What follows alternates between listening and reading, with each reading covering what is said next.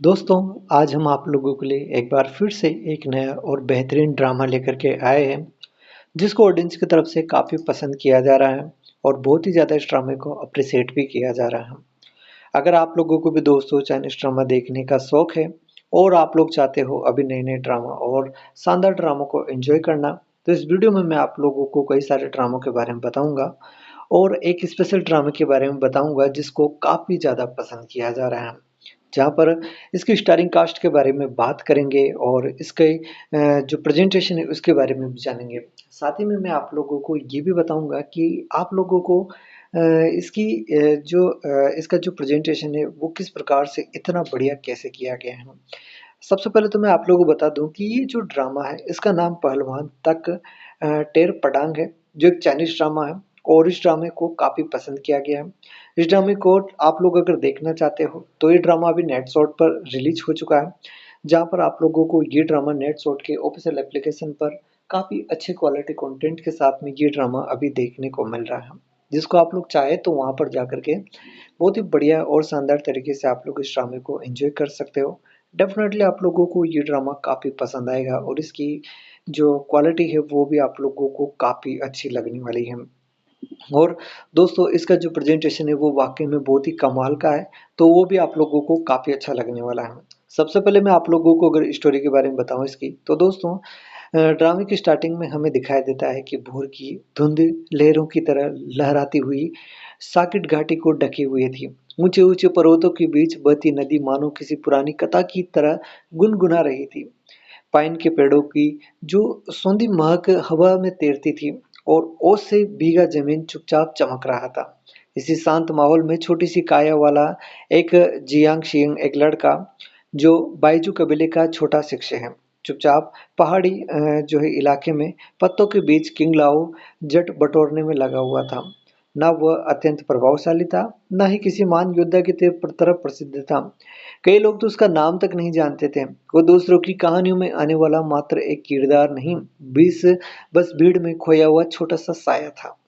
पर पहाड़ों की तरह कठोर उस सहन शक्ति और चट्टानों में जितनी शांति उसकी आत्मा के भीतर थी, कुछ ऐसा छिपा था जिसका उसे खुद भी जो है पता नहीं था।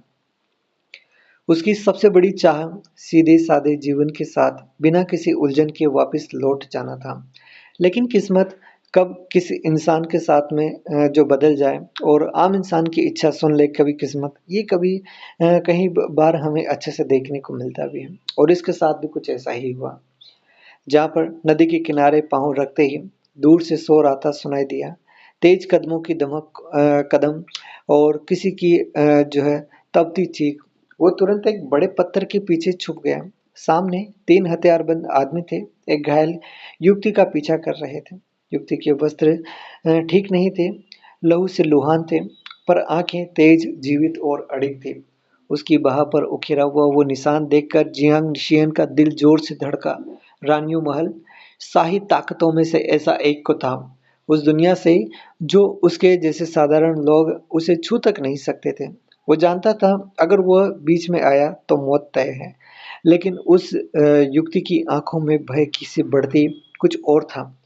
अपनी आखिरी सांस तक लड़ने का संकल्प और जियांग सिंह समझ नहीं पाया क्यों, पर उसके पांव खुद ब खुद आगे बढ़े।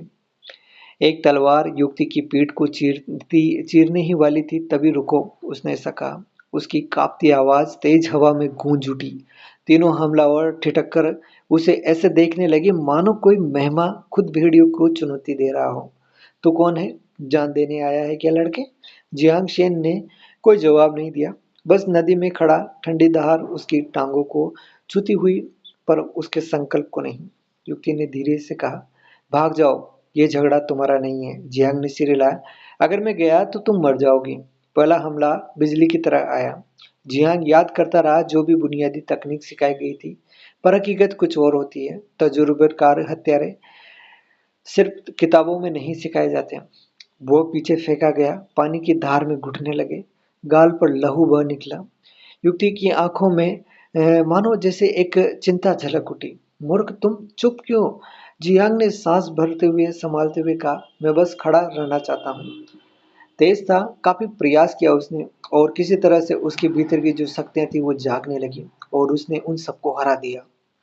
एक-एक करके उसने तीनों को वहीं पर गिरा दिया और फिर वो उस लड़की के साथ वहाँ से चला गया।